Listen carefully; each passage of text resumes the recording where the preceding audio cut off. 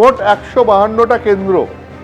এখানে ২০২১ সালে টোটাল ভোটারের সংখ্যা ছিল ৩,৭৮,০০,০০০। এটা ছিল ২০২১ সালে।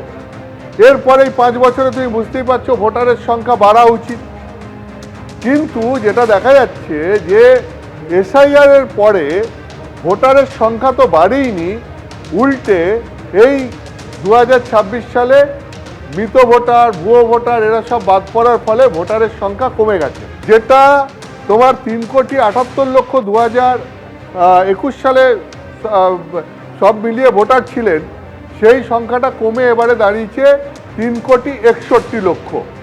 তো ভোটারের সংখ্যা সব মিলিয়ে ১৭ লক্ষ কমে গেছে, কিন্তু শতাংশের হিসাবে ভোটদানের হার এতটাই বেড়েছে। ২০২১ সালে সব মিলিয়ে ৮২% ভোটদান হয়েছিল, এবারে ভোটদান হয়েছে ৯২%-এর ওপরে, এবং এর এতটাই ইম্প্যাক্ট হয়েছে যে ভোটারের সংখ্যা মানে কমে যাওয়া সত্ত্বেও ২০২১-এর তুলনায় ভোট দাতাদের সংখ্যা তা সত্ত্বেও ১৮ লক্ষ বেড়ে গেছে।